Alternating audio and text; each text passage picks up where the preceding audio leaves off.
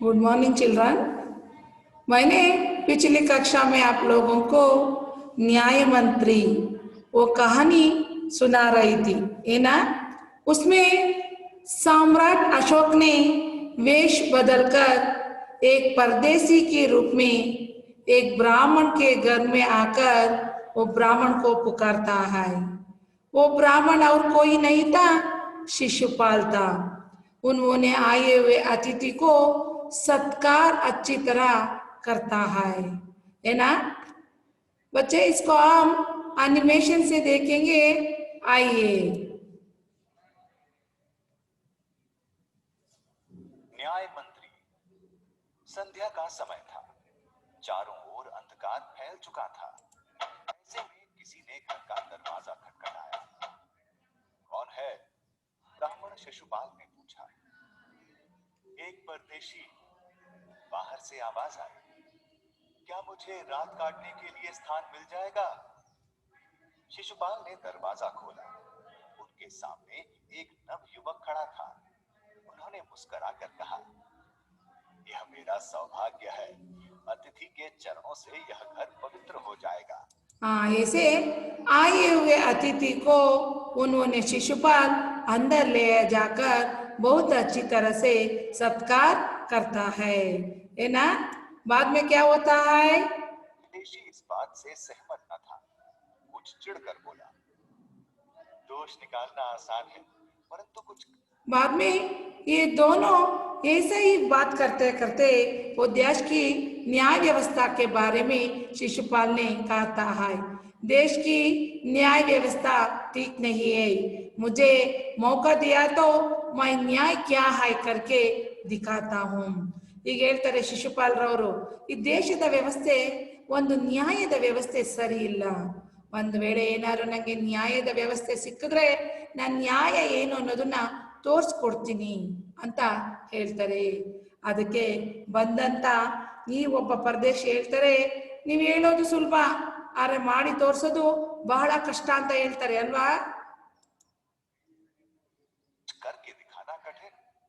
शिशुपाल के लिए यह एक खुली चुनौती थी। बोले, अवसर मिले तो दिखा दूं कि न्याय किसे कहते हैं। तो आप अवसर चाहते हैं? तो उन्होंने आए हुए वो परदेशी कहता है, तो आप ಅವಸರ ಚಾತೆ ಹೋ ಏನು, ಹಂಗಾರೆ ನಿಮ್ಗೆ ಒಂದು ಚಾನ್ಸ್ ಕೊಟ್ರೆ ಏನು ಅಂತ ತೋರಿಸ್ತೀರಾ, ನ್ಯಾಯ ಏನು ಅಂತ. ಅದಕ್ಕೆ ಇವ್ರು ಹೇಳ್ತಾರೆ, ಅವಶ್ಯ, ಖಂಡಿತವಾಗಿ ಖಂಡಿತವಾಗಿ ನನಗೆ ಒಂದು ಚಾನ್ಸ್ ಸಿಕ್ಕರೆ ನಾನು ಏನು ಅನ್ನೋದನ್ನ ತೋರಿಸ್ತೀನಿ ಅಂತ ಹೇಳ್ತಾರೆ. अवसर चाहता हूं, फिर कोई अन्याय नहीं होगा? बिल्कुल नहीं। कोई अपराधी दंड से न बचेगा? कदापि नहीं। परदेशी ने मुस्कुराकर कहा, यह बहुत कठिन काम है। मेरे लिए कुछ भी कठिन नहीं। मैं न्याय का डंका बजाकर दिखा दूंगा। सुबह उठकर परदेशी ने शिशुपाल को धन्यवाद देकर उनसे विदा ली। हाँ, ऐसे दोनों ने वाद विवाद करते हैं और आए हुए परदेशी ने बोलता है, ये तो बहुत कठिन काम है, आप कुछ को भी नहीं देखता है, वो जो राजा हो या गरीब हो सभी को एक प्रकार का न्याय देते हैं। पूछने पर वो शिशुपाल बोलते हैं, मैं अवश्य दूंगा करके, न्याय का डंका बजाकर दिखा दूंगा करके बोलता है. ಮತ್ತೆ ಆ ಪರಿಚಿತರು ಕೇಳ್ತಾರೆ, ಏನ್ರಿ ಹಂಗಾರೆ ನೀವು ನ್ಯಾಯವನ್ನ ಕೊಡ್ಬೇಕಾದ್ರೆ ಅವನ್ ಯಾರಾದ್ರೂ ಆಗಿರ್ಲಿ ಹೇಳ್ರಿ, ಹಿಂದೆ ಮುಂದೆ ನೋಡಲ್ಲ ಅಲ್ವಾ ನೀವು. ಅವನು ಉತ್ತಮದವನೇ ಆಗಿರ್ಲಿ, ಕೆಳಮಟ್ಟದವನೇ ಆಗಿರ್ಲಿ, ಶ್ರೀಮಂತನೇ ಆಗಿರ್ಲಿ, ಬಡವನೇ ಆಗಿರ್ಲಿ, ಯಾರಾದ್ರೂ ಎಲ್ಲಾರ್ಗೂ ಒಂದೇ ರೀತಿಯಲ್ಲಿ ನ್ಯಾಯ ಕೊಡ್ತೀರಾ ಅಲ್ವಾ ಅಂದಾಗ, ಖಂಡಿತ ನಾನು ಈ ಒಂದು ನ್ಯಾಯಕ ಡಂಕ ಬಚಾಕರ್ ದಿಖಾ ದುಂಗಾ, ಅಂದ್ರೆ ನಾನು ಈ ನ್ಯಾಯ ಅಂದ್ರೆ ಏನು ಅನ್ನೋದನ್ನ ನಾನು ಮಾಡಿ ತೋರಿಸ್ತೀನಿ, ನಾನು ಯಾರಲ್ಲೂ ಕೂಡ ಭೇದ ಭಾವ ಮಾಡೋದಿಲ್ಲ ಅಂತ ಹೇಳಿ ಜೋರಾಗಿ ಘೋಷಣೆಯನ್ನ ಕೂಗ್ತಾ ಹೇಳ್ತಾರೆ ಶಿಶುಪಾಲರು. ಆಗ ಬಂದಂತ ಅತಿಥಿಗಳು ಮಲಗಿ ಬೆಳಗ್ಗೆ ಎದ್ದು ಅವ್ರ ಪಾಡಿಗೆ ಅವರು ಹೊರಟೋಗ್ತಾರೆ. कुछ दिनों बाद शिशुपाल का घर पूछते पूछते कुछ सिपाही आए और उनसे दरबार में चलने के लिए कहा। शिशुपाल सहम गए। वे यह न समझ सके कि सम्राट ने उन्हें क्यों बुलाया है। कहीं उस परदेशी ने सम्राट से झूठी सच्ची शिकायत तो नहीं कर दी। हाँ, देखिए ऐसा रहने पर क्या होता है, अचानक सम्राट अशोक के कुछ सिपाही शिशुपाल के घर के सामने आकर शिशुपाल को बुलाते हैं। आपको महाराज से बुलाव आया है, आप अभी राजमहल को जाना है। ಕೆಲವು ದಿನಗಳ ನಂತರ ಕೆಲವು ಸೈನಿಕರು ಅಂದ್ರೆ ಸಾಮ್ರಾಟ್ ಅಶೋಕನ ಸೈನಿಕರು ಶಿಶುಪಾಲನ ಮನೆ ಮುಂದೆ ಬಂದು ನಿಲ್ತಾರೆ ಹಾಗೂ ಶಿಶುಪಾಲನನ್ನ ಕರೆದು ಮಹಾರಾಜರ ಆಜ್ಞೆಯಾಗಿದೆ, ನೀವು ಈಗಲೇ ಅರಮನೆಗೆ ಹೊರಡಬೇಕು ಅಂತೇಳಿ. ಶಿಶುಪಾಲ ಯೋಚನೆ ಮಾಡ್ತಾರೆ ಅಲ್ವಾ, ನಾನು ಏನ್ ತಪ್ಪು ಮಾಡಿದ್ದೀನಿ, ಯಾಕೆ ಹೋಗ್ಬೇಕು, ಏನು ನಮ್ಮ ಮನೆಗೆ ಬಂದಂತ ಪರದೇಶಿ ಏನಿದ್ರು ಅವ್ರೇನಾದ್ರೂ ಹೋಗಿ ನನ್ನ ಮೇಲೆ ಏನಾದ್ರೂ ಸುಳ್ಳೇನಾದ್ರೂ ಹೇಳಿದಾರಾ ಅಂತ ಆಲೋಚನೆ ಮಾಡ್ತಾರೆ. सोचते सोचते वे सिपाहियों के साथ चल पड़े। दरबार में पहुंचकर शिशुपाल का कलेजा धड़कने लगा। तभी सम्राट अशोक मुस्कुराते हुए बोले, आपने मुझे पहचान लिया होगा। याद है, आपने कहा था कि यदि मुझे अवसर दिया जाए तो मैं न्याय का डंका बजा दूंगा। मैं आपको अवसर देना चाहता हूं, आप तैयार हैं? शिशुपाल ने बड़ी शांति से उत्तर दिया, यदि सम्राट की यही इच्छा है तो मैं तैयार हूं। बहुत ठीक, कल से आप न्याय मंत्री नियुक्त हुए, सम्राट ने कहा और अपने हाथ से उतार राजमुद्रा शिशुपाल को पहना दी। अब शिशुपाल न्याय मंत्री थे। उन्होंने राज्य की समुचित व्यवस्था करनी आरंभ की। उनके सुप्रबंध से राज्य में पूरी तरह शांति रहने लगी। किसी को किसी प्रकार का भय नहीं था। हाँ, ऐसा देखिए बच्चे, अभी वो अशोक ने देखता है तो ಶಿಶುಪಾಲ್ ಬೇಚೌಕ್ ಓಡ್ತಾ है. ಈ ರೀತಿಯಾಗಿ ಅರಮನೆಗೆ ಹೋದಂತ ಈ ಬ್ರಾಹ್ಮಣ ಶಿಶುಪಾಲನಿಗೆ ಇಲ್ಲಿ ಮಹಾರಾಜ ಅಕ್ಬರರವರನ್ನ ನೋಡಿ ಇವರಿಗೆ ಗಾಬರಿ ಆಗ್ಬಿಡುತ್ತೆ. ನಮ್ಮ ಮನೆಗೆ ಅವತ್ತು ವೇಷ ಮಾಡಿಸ್ಕೊಂಡು ಬಂದಂಥವ್ರು ಇವರೇ ಅಲ್ವಾ ಅಂತ ಹೇಳಿ. ಆಗ ಅಶೋಕ ಮಹಾರಾಜರು ಹೇಳ್ತಾರೆ, ಅವತ್ತು ನೀನು ನಿಮ್ಮ ಮನೇಲಿ ನಾನು ವೇಷ ಮಾಡಿಸ್ಕೊಂಡು ಬಂದಾಗ ಹೇಳಿದ್ದೆ ಅಲ್ವಾ, ಒಂದ್ ವೇಳೆ ಏನಾದರೂ ನನಗೆ ನ್ಯಾಯ ಮಾಡಿ ಅಂತ ಬಿಟ್ರೆ ನಾನು ನ್ಯಾಯ ಏನು ಅನ್ನೋದು ಜನರಿಗೆ ತೋರಿಸ್ತೀನಿ. ನ್ಯಾಯಕ್ಕೆ ಯಾವುದೇ ರೀತಿಯಾದಂಥ ನಾನು ಮೋಸ ವಂಚನೆ ಮಾಡಿರಲ್ಲ. ನ್ಯಾಯ ಕೊಡ್ಬೇಕಾದ್ರೆ ಅವ್ರು ದೊಡ್ಡವರಾದ್ರೂ ಸರಿನೇ ಚಿಕ್ಕವರಾದ್ರೂ ಸರಿನೇ ನಾನು ಭೇದ ಭಾವ ಇಲ್ಲದೆ ನ್ಯಾಯವನ್ನ ಕೊಡ್ತೇನೆ ಅಂತ ಹೇಳಿದ್ರಿ. ಹಾಗಾಗಿ ನಿಮ್ಗೆ ಇವತ್ತು ನಾನು ಒಂದು ಚಾನ್ಸ್ ಕೊಡ್ತಾ ಇದ್ದೀನಿ. ನೀವು ನ್ಯಾಯದ ಮಂತ್ರಿಯ ಉದ್ಯೋಗವನ್ನ ಸ್ವೀಕರಿಸಿ ನಮ್ಮ ರಾಜ್ಯದಲ್ಲಿ ಒಂದು ಅನ್ಯಾಯ ಆದಾಗೆ ನೀವು ನ್ಯಾಯದ ರೀತಿಯಲ್ಲಿ ರಾಜ್ಯಭಾರವನ್ನು ನಡೆಸಿ ಅಂತ ಹೇಳ್ತಾರೆ. ಹಾಗಾಗಿ ರಾಜ ತನ್ನ ಕೈಯಲ್ಲಿದ್ದಂತ ಆ ಒಂದು ರಾಜಮುದ್ರೆಯನ್ನ ಕೂಡ ಶಿಶುಪಾಲರವರಿಗೆ ಕೊಡ್ತಾರೆ. ಏ ನಮ್ಮ ಬಚ್ಚೆ ಮೈನೆ ಯಹಾ ತಕ್ ಆಪ್ ಲೋಗೋಂ ಕೋ ಪಾಠ ಪಢಾಯಿ ಥಿ, ಏನಾ ನಿಮ್ಗೆ ನಾನು ಇಲ್ಲಿವರೆಗೂ ಕೂಡ ಹಿಂದಿನ ತರಗತಿಯಲ್ಲಿ ಹೇಳಿದ್ದೆ.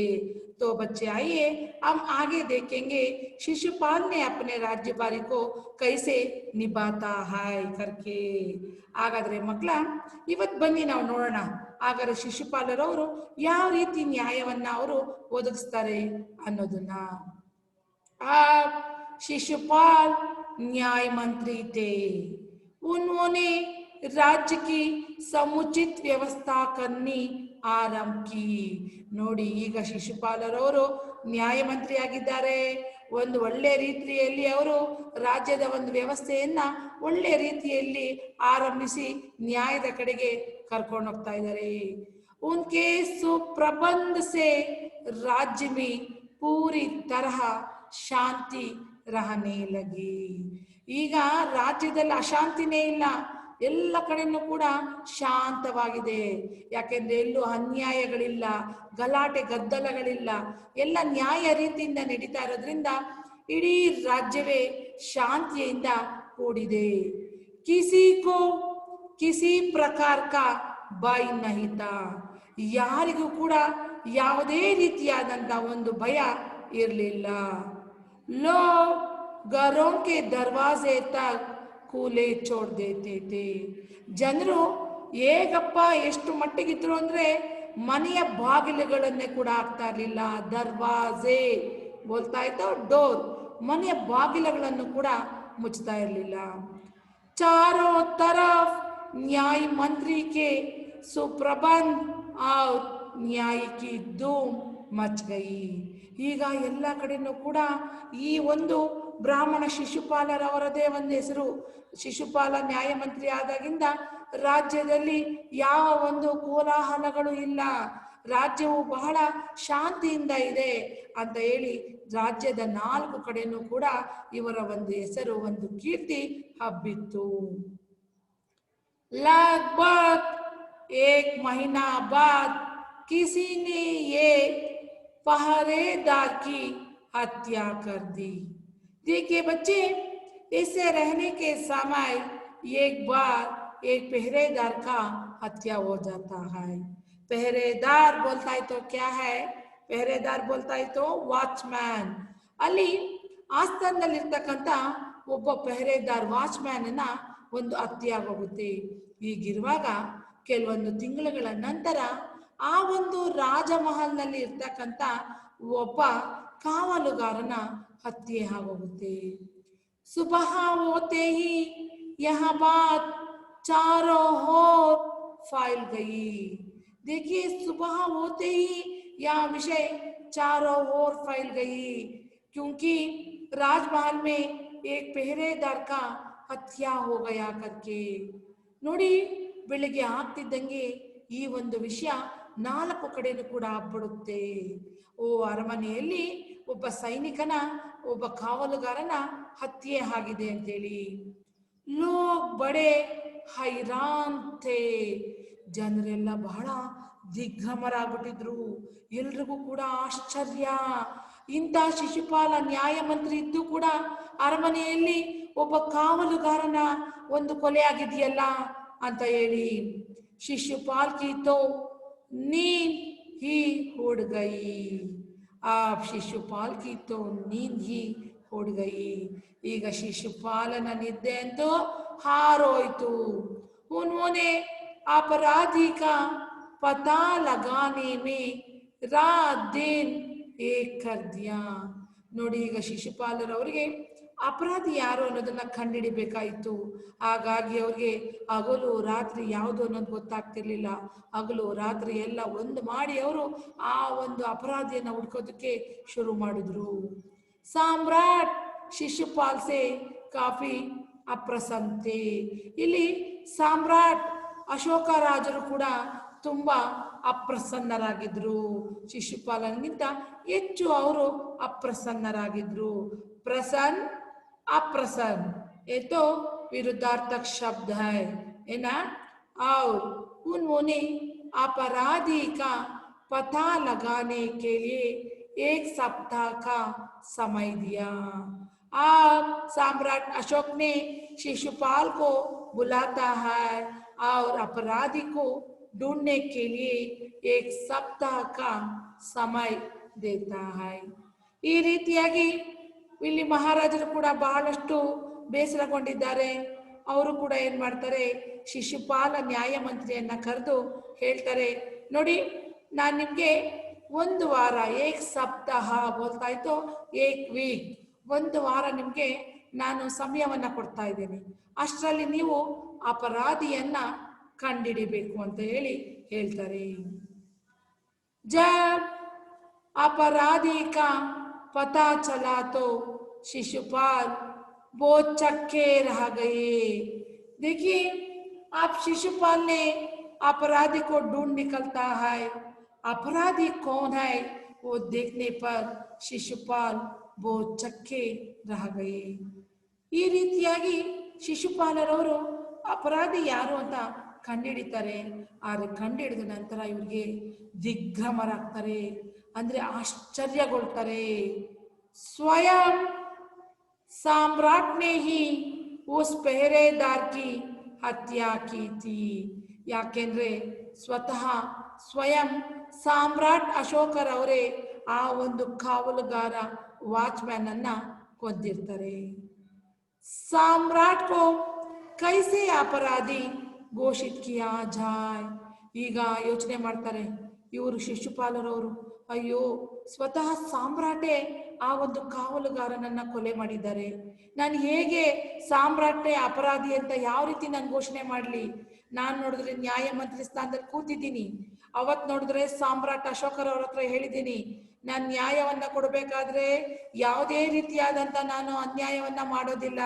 ಅವರು ದೊಡ್ಡವರಾದ್ರೂ ಸರಿನೇ, ಚಿಕ್ಕವರಾದ್ರೂ ಸರಿನೇ, ನ್ಯಾಯವಾಗಿರ್ಬೇಕು ಅಂತ ಹೇಳಿದ್ದೀನಿ.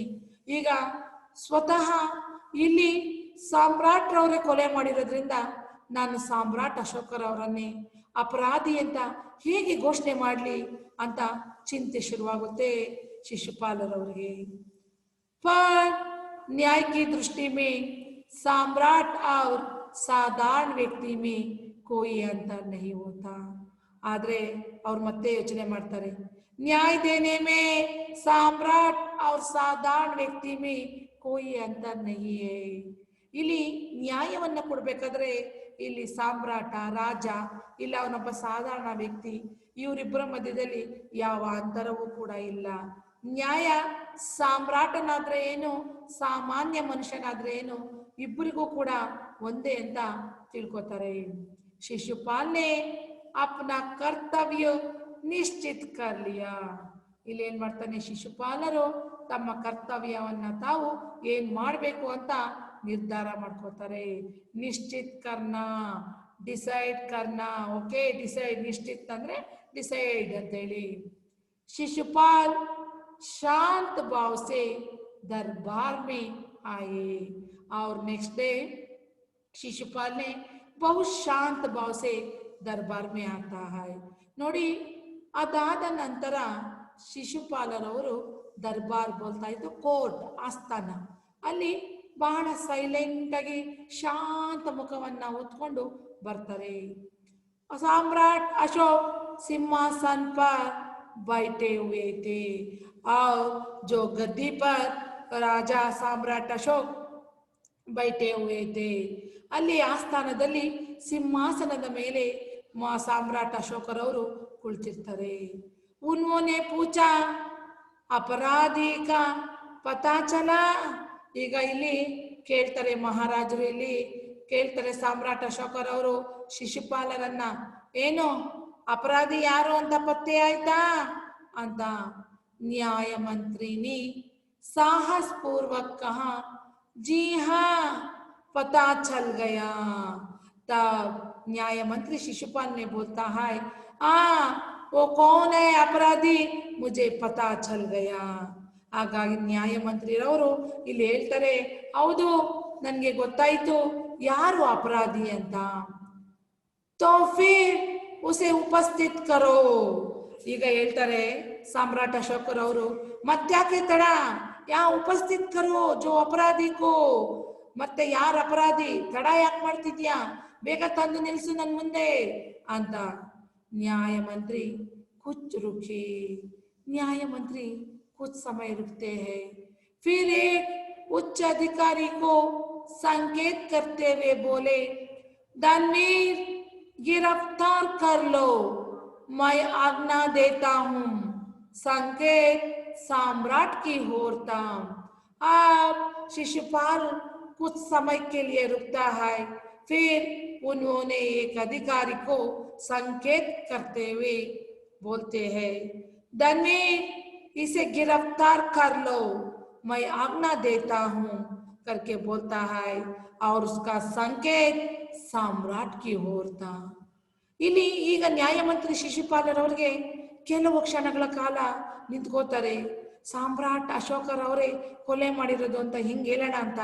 ಆದರೆ ಮತ್ತೆ ಅದೇ ಕ್ಷಣದಲ್ಲಿ ಒಬ್ಬ ಉನ್ನತ ಅಧಿಕಾರಿಯ ಕಡೆಗೆ ನೋಡ್ತಾ, ಅವನ ಹೆಸರು ಧನ್ವೀರ್ ಅಂತ ಹೇಳಿ, ಅವನಿಗೆ ಹೇಳ್ತಾನೆ, ಧನ್ವೀರ್ ಈ ಅಪರಾಧಿಯನ್ನ ನೀನು ಈ ಕ್ಷಣಕ್ಕೆ ನೀನು ಅವನನ್ನ ಸೆರೆ ಇಡಿ. ನಾನು ನಿನ್ಗೆ ಆಜ್ಞೆಯನ್ನ ಮಾಡ್ತಾ ಇದ್ದೀನಿ, ನೀನು ಅವನನ್ನ ಕೈದಿಯನ್ನಾಗಿ ಮಾಡು ಅಂತ ಹೇಳ್ತಾರೆ. ಅವರ ಒಂದು ಸಂಕೇತ ಯಾರ ಕಡೆ ಇರುತ್ತೆ, ಸಾಮ್ರಾಟ್ ಅಶೋಕರ ಕಡೆಗೆ ತೋರಿಸ್ತಾ ಧನ್ವೀರ್ಗೆ ಹೇಳ್ತಾರೆ, ಅಪರಾಧಿಯನ್ನ ನೀನು ಬಂಧಿಸು ಅಂತ. दरबार में निस्तब्धता छा गई. ದರ್ಬಾರ್ ಈಗ ಕೋರ್ಟಲ್ಲಿ ಎಲ್ಲ ಕಡೆನೂ ಕೂಡ ಸೈಲೆಂಟ್ ಆಗೋಯ್ತು, ನೀರವತೆ, ಸ್ಟಿಲ್ನೆಸ್. ಯಾಕೆಂದ್ರೆ ಏನಪ್ಪ, ನ್ಯಾಯಮಂತ್ರಿ ಶಿಶುಪಾಲರವರು ಸ್ವಯಂ ಸಾಮ್ರಾಟ್ ಅಶೋಕರ್ನವ್ರನ್ನ ಬಂದ್ಸಕ್ಕೆ ಹೇಳ್ತಾ ಇದ್ದಾರಲ್ಲ ಅಂತೇಳಿ ಕೋರ್ಟ್ನಲ್ಲಿ ಇರ್ತಕ್ಕಂಥ ಎಲ್ಲರೂ ಕೂಡ ಸ್ಟಿಲ್ನೆಸ್ ಆಗಿ ಆಗೋಗ್ತಾರೆ. ಸಾಮ್ರಾಟ್ ಕಾ ಚೆಹರಾ क्रोध से लाल हो गया। आप सम्राट का चेहरा भी क्रोध से लाल हो जाता है. ಇದನ್ನ ನೋಡಿ ಸಾಮ್ರಾಟ್ ಅಶೋಕರವರ ಮುಖವು ಕೂಡ ಕೋಪದಿಂದ ಕೆಂಪಗಾಗ್ಬಿಡುತ್ತೆ. वे सिंहासन से उठ खड़े हुए और बोले, इतना साहस. ಆಗ ಅವ್ರೇನ್ ಮಾಡ್ತಾರೆ, ಸಿಂಹಾಸನದಿಂದ ಕೆಳಗೆ ಇಳಿದು ಬರ್ತಾರೆ. ಅವರು ನ್ಯಾಯಮಂತ್ರಿ ಶಿಶುಪಾಲನ ಕಡೆ ತಿರುಗಿ ಹೇಳ್ತಾರೆ, ಏನು ನಿನ್ಗೆ ಇಷ್ಟೊಂದು ಧೈರ್ಯನಾ? ಸ್ವತಃ ಸಾಮ್ರಾಟನನ್ನ ಬಂದಿ ಮಾಡಿಸೋ ಅಷ್ಟು ನಿನ್ಗೆ ಸಾಹಸನ ಅಂತ ಕೇಳ್ತಾರೆ. न्यायमंत्री ने जैसे कुछ सुना ही ना हो फिर बोले, दानवीर देखते क्या हो, अपराधी को गिरफ्तार करो. न्यायमंत्री कुछ भी नहीं सुनता है, जो अशोक सम्राट बोलते हैं उसे कुछ भी नहीं सुनता है. फिर दानवीर से बोलता है, देखते क्या हो, अपराधी को गिरफ्तार करो करके. ಅಲ್ಲಿ ಸಾಮ್ರಾಟ್ ಅಶೋಕರವರ ಮಾತುಗಳನ್ನ ಇವರು ನ್ಯಾಯಮಂತ್ರಿ ಶಿಶುಪಾಲರವರು ಕಿವಿ ಮೇಲೆ ಹಾಕೊಳ್ಳೋದಿಲ್ಲ.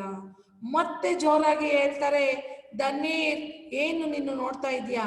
ನಾನು ಹೇಳಿದ್ ಕೇಳಿಸ್ತಿಲ್ವಾ? ಹೋಗು ಈ ಅಪರಾಧಿಯನ್ನ ಇಡೀ ಬಂಧಿಸು ಅಂತ ಹೇಳ್ತಾರೆ. दूसरे ही क्षण ಸಾಮ್ರಾಟ್ ಕೆ हाथों में ಹತ್ಕಡಿ ಥಿ. ನೋಡ್ರಿ, ಮರು ಕ್ಷಣದಲ್ಲೇನೆ ಈ ಒಂದು ಬೇಡಿಯನ್ನ ಹ್ಯಾಂಡ್ ಕಾಪ್ಸ್ ಅಂತ ಹೇಳ್ತಾರೆ. ಹತ್ಕಡಿ ಬೋಲ್ತಾ ಇತ್ತು ಹ್ಯಾಂಡ್ ಕಾಪ್ಸ್. ಇದನ್ನ ತಂದು ಸರಪಳಿಯನ್ನ ತಂದು ಇಲ್ಲಿ ಸಾಮ್ರಾಟ್ ಅಶೋಕರ್ ಅವರ ಕೈಗೆ ಹಾಕಲಾಗುತ್ತೆ. न्यायमंत्री ने कहा, अशोक तुम पर पहरेदार की हत्या का आरोप है, तुम इसका क्या उत्तर देते हो? उन्होंने शिशुपाल ने सम्राट अशोक से ऐसा पूछता है. अशोक सम्राट भी नहीं पूछता है, अशोक करके पुकारता है उसे. ನೋಡಿ, ಇಲ್ಲಿ ನ್ಯಾಯಮಂತ್ರಿ ಅವರು ಸಾಮ್ರಾಟ್ ಅಶೋಕ ಅಂತನೂ ಕೂಡ ಹೇಳೋದಿಲ್ಲ. ಅಶೋಕ್, ನಿನ್ನ ಮೇಲೆ ಈ ಒಂದು ಕಾವಲುಗಾರನ ಹತ್ಯೆಯ ಒಂದು ಆರೋಪ ಇದೆ, ಹೇಳು ಇದಕ್ಕೆ ನೀನು ಏನು ಉತ್ತರವನ್ನ ಕೊಡ್ತೀಯ ಅಂತ ಕೇಳ್ತಾರೆ. सम्राट के मुंह से एक शब्द भी ना निकला, लेकिन सम्राट अशोक ने चुपचाप खड़े थे, उसके मुंह से एक शब्द भी ना निकलता है. ಆದ್ರೆ ಇಲ್ಲಿ ಸಾಮ್ರಾಟ್ ಅಶೋಕರವರು ಯಾವ ಮಾತನ್ನು ಕೂಡ ಆಡೋದಿಲ್ಲ, ಸೈಲೆಂಟ್ ಆಗಿ ನಿಂತಿರ್ತಾರೆ. न्यायमंत्री ने फिर पूछा, तो तुम अपराध स्वीकार करते हो? ಏನು ಹೀಗೆ ನೀನ್ ಸೈಲೆಂಟ್ ಆಗಿ ನಿಂತಿದ್ಯಾ ಅಂದ್ರೆ ನೀನ್ ಅಪರಾಧಿ ಅಂತ. ಹಾಗಾದ್ರೆ ಏನು ನಿನ್ನ ಅಪರಾಧವನ್ನ ನೀನು ಒಪ್ಕೋತಾ ಇದೀಯಾ ಅಂತ ಕೇಳ್ತಾರೆ. ಹಾ, मैंने उसे मारा अवश्य है, पर वह उद्दंड था, सम्राट का उत्तर था. तब सम्राट अशोक ने मुंह खोलता है, ऐसा बोलता है, हाँ मैंने अवश्य उसे मारा है, लेकिन वो जो पहरेदार था वो बहुत उद्दंड था, इसलिए मैंने उसका हत्या कर दिया. ಈಗ ಸಾಮ್ರಾಟ್ ಅಶೋಕರ್ ಅವರು ಹೇಳ್ತಾರೆ, ಹೌದು ಖಂಡಿತ ನಾನೇ ಅವನನ್ನ ಕೊಲೆ ಮಾಡಿದ್ದು. ಯಾಕೆ ಅಂದ್ರೆ ಅವನು ತುಂಬಾ ಉದ್ದಂಡತನವಾಗಿದ್ದ, ಅವನು ಡಿಸ್ಒಬೇ ಅಂದ್ರೆ ನನ್ನ ಮಾತನ್ನ ಅವನು ಧಿಕ್ಕರಿಸ್ತಾ ಇದ್ದ, ಹಾಗಾಗಿ ನಾನೇ ಅವನನ್ನ ಕೊಂದೆ ಅಂತ ಸಾಮ್ರಾಟ್ ಅಶೋಕರ್ ಅವರು ಹೇಳ್ತಾರೆ. तब शिशुपाल ने कहता है, वह उद्दंड था या नहीं, तुमने एक राज कर्मचारी की हत्या की है, तुम अपराधी हो, तुम्हें मृत्यु दंड दिया जाता है. न्यायमंत्री ने अपना निर्णय सुनाया, लेकिन शिशुपाल ने ऐसा कहता है, वह उद्दंड था या नहीं, लेकिन तुमने एक राज कर्मचारी की हत्या की है, इसलिए अशोक तुम अपराधी हो, तुम्हें मृत्यु दंड दिया जाता है। ನ್ಯಾಯ ಮಂತ್ರಿನೇ ಅಪ್ನ ನಿರ್ಣಯ ಸುನಾಯ. ನೋಡಿ, ಇಲ್ಲಿ ಶಿಶುಪಾಲರವರು ಎದುರುಕೊಡಲ್ಲ. ಯಾಕೆಂದ್ರೆ ಅವರು ನ್ಯಾಯದ ಪರವಾಗಿ ನಿಂತಿದ್ದಾರೆ. ನ್ಯಾಯವನ್ನ ಕೊಟ್ಟೆ ಕೊಡ್ತೀನಿ, ಯಾರಾದ್ರೂ ಸರಿನೇ ಅಂತ ಹೇಳಿದ್ದಾರೆ. ಹಾಗಾಗಿ ಅವ್ರು ಹೇಳ್ತಾರೆ, ಅವನು ಡಿಸ್ಒಬೆ ಮಾಡ್ತಿದ್ದ ಇಲ್ಲ ಅದೆಲ್ಲ ಗೊತ್ತಿಲ್ಲ, ನಿಮ್ಮ ಮಾತನ್ನ ಧಿಕ್ಕರಿಸಿರ್ಬಹುದು, ಆದ್ರೂ ಕೂಡ ನೀವು ಒಬ್ಬ ರಾಜನ ಅರಮನೆಯಲ್ಲಿ ಇರ್ತಕ್ಕಂಥ ಒಬ್ಬ ರಾಜ ಕರ್ಮಚಾರಿಯನ್ನ ನೀವು ಕೊಲೆ ಮಾಡಿದ್ದೀರಿ, ಹಾಗಾಗಿ ನೀವು ಅಪರಾಧಿ, ಹಾಗಾಗಿ ನಿಮ್ಗೆ ಮೃತ್ಯು ದಂಡನೆ ಶಿಕ್ಷೆಯನ್ನ ನಾನು ಕೊಡ್ತಾ ಇದ್ದೀನಿ ಅಂತ ಹೇಳಿ ತಮ್ಮ ನ್ಯಾಯ ಮಂತ್ರಿಯವರು ತಮ್ಮ ನಿರ್ಣಯವನ್ನ ಹೇಳ್ತಾರೆ. अब देखिए सारी सभा में सन्नाटा छा गया. न्याय मंत्री का निर्णय सुन सम्राट ने सिर झुका लिया. अब देखिए सन्नाटा, सन्नाटा बोलता है तो ಸೈಲೆಂಟ್. ಈಗ ಇಡೀ ಅರಮನೆಯಲ್ಲೇ ಎಲ್ಲರೂ ಕೂಡ ಸೈಲೆಂಟ್ ಆಗಿ ಹೋಗ್ಬಿಟ್ರು. ಹಾಗಾಗಿ ಈ ಒಂದು ನ್ಯಾಯ ಮಂತ್ರಿಯ ಈ ಒಂದು ನಿರ್ಣಯವನ್ನ ಕೇಳಿ ಸ್ವತಃ ಸಾಮ್ರಾಟ್ ಅಶೋಕರವರೇ ತಲೆಬಾಗಿ ನಿಂತಿದ್ದಾರೆ. तभी न्याय मंत्री का संकेत पाकर एक कर्मचारी सम्राट अशोक की मूर्ति लेकर उपस्थित हो गया. आप देखिए न्याय मंत्री ने जो इशारा करता है, उसको इशारा का देकर एक कर्मचारी ने सम्राट अशोक की जैसे रहने वाले एक मूर्ति लेकर वो आता है. ಈಗ ನ್ಯಾಯ ಮಂತ್ರಿ ಶಿಶುಪಾಲರವರ ಒಂದು ಆದೇಶದ ಮೇರೆಗೆ ಒಬ್ಬ ಏನ್ ಮಾಡ್ತಾನೆ, ಸೇವಕ ಹೇಗೆ ಸಾಮ್ರಾಟ್ ಅಶೋಕರವರು ಇರ್ತಾರೋ ಅದೇ ರೀತಿಯಾದಂತ ಒಂದು ಗೊಂಬೆಯನ್ನ ಮೂರ್ತಿಯನ್ನ ತೆಗೆದುಕೊಂಡು ಬರ್ತಾನೆ. ನ್ಯಾಯ ಮಂತ್ರಿನೇ ಕಡೆ ಹೋಕರ್ ಕಹಾ, ಸಭಾ ಜನೋ ಯಹ ಸಚ್ಚೈ ಕಿ ಅಪರಾಧಿ ಕೋ ದಂಡ್ ಮಿಲ್ನಾ ಚಾಹಿಯೇ. ಈಗ ನ್ಯಾಯ ಮಂತ್ರಿ ಅವ್ರು ಹೇಳ್ತಾರೆ, ನಿಂತ್ಕೊಂಡು ಹೇಳ್ತಾರೆ, ನೋಡಿ ಮಹಾಜನಗಳೇ, ನಿಜವಾಗಿ ಕೂಡ ಅಪರಾಧಿಗೆ ದಂಡನೆ ಸಿಗ್ಬೇಕು, ಇಲ್ಲಾಂದ್ರೆ ಅವನು ಮತ್ತೊಂದು ಅಪರಾಧವನ್ನ ಮಾಡ್ತಾ ಇರ್ತಾನೆ. ಹಾಗಾಗಿ ಯಾರು ಕೂಡ ಇನ್ನು ಮುಂದೆ ಅಪರಾಧ ಮಾಡಬಾರ್ದು, ಇಲ್ಲಿ ಅಪರಾಧಿಗೆ ದಂಡವನ್ನ ಕೊಡ್ತಾ ಇದ್ದೀನಿ ಅಂತ ಹೇಳ್ತಾರೆ.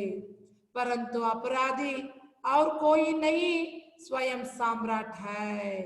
ಇಲ್ಲಿ ಅಪರಾಧಿ ಬೇರೆ ಯಾರು ಅಲ್ಲ, ಸ್ವಯಂ अशोक सम्राटरू. अतएव मैं आज्ञा देता हूं कि सम्राट को चेतावनी देकर छोड़ दिया जाए और उनके स्थान पर अशोक की इस मूर्ति को फांसी पर लटका दिया जाए, जिससे लोगों को शिक्षा मिले. आप शिशुपाल ने ऐसा भी कहता है, देखिए महाजनों, मैं आप सम्राट अशोक को चेतावनी देकर छोड़ देता हूँ, लेकिन सम्राट अशोक के स्थान पर उसकी मूर्ति को इस फांसी पर लटका देने के लिए मैं आदेश दे रहा हूँ, जिससे लोगों को शिक्षा मिले. ಕೊನೆಯದಾಗಿ ಶಿಶುಪಾಲರವರು ಜನಗಳನ್ನ ಉದ್ದೇಶಿಸಿ ಈ ರೀತಿ ಹೇಳ್ತಾರೆ, ನೋಡಿ, ನಾನು ಸಾಮ್ರಾಟ್ ಅಶೋಕರ್ ಅವ್ರಿಗೆ ಒಂದು ಎಚ್ಚರಿಕೆಯನ್ನ ಕೊಡ್ತಾ ಅವರ ತಪ್ಪನ್ನ ನಾನಿಲ್ಲಿ ಕ್ಷಮಿಸ್ತಾ ಇದ್ದೀನಿ. ಅಷ್ಟೇ ಅಲ್ಲ, ಅವರ ಜಾಗದಲ್ಲಿ ಅವರಂತೆ ಇರುವಂತ ಈ ಒಂದು ಗೊಂಬೆ, ಈ ಮೂರ್ತಿ ಏನು ಸಾಮ್ರಾಟ್ ಅಶೋಕರ್ ಅವರನ್ನ ಹೋಲ್ತಾ ಇದೆ, ಈ ಮೂರ್ತಿಯನ್ನ ನಾನಿವಾಗ ನೇಣಿಗೆ ಹಾಕ್ತಾ ಇದ್ದೀನಿ. ಯಾಕೆಂದ್ರೆ ಇನ್ ಮುಂದೆ ಯಾರು ಕೂಡ ಯಾವ ತಪ್ಪನ್ನು ಕೂಡ ಮಾಡಬಾರ್ದು, ಜನರಿಗೆಲ್ಲ ಇದೊಂದು ಶಿಕ್ಷಣವಾಗಬೇಕು ಅಂತ ಹೇಳ್ತಾರೆ. सभी न्याय मंत्री की जय जयकार से गूंज उठा. देखिए सभा में जो लोग थे सभी वो ब्राह्मण शिशुपाल जो न्याय मंत्री बन गए थे, उसका बात सुनकर सब लोग उसे जय जयकार बोलने लगे. ಈ ನಿರ್ಣಯವನ್ನ ಕೇಳಿದಂತ ಆಸ್ಥಾನಿಕರೆಲ್ಲರೂ ಕೂಡ ಶಿಶುಪಾಲರವರಿಗೆ ಜಯಕಾರವನ್ನ ಹಾಕ್ತಾರೆ. शिशुपाल ने राजा मुद्रा सम्राट अशोक के सामने रख दिया और बोले, महाराज यहाँ राज मुद्रा वापस ले ले, मुझसे आप यहाँ बोझ नहीं उठाया जाएगा। आप शिशुपाल को तो ऐसा हुआ कि उन्होंने अपने हाथ में महाराज ने दिए हुए राजा मुद्रा को निकालता है और राजा की ओर देते हुए कहता है, महाराज यहाँ राजा मुद्रा वापस ले ले, मुझसे अब यहाँ बोझ नहीं उठाया जाएगा।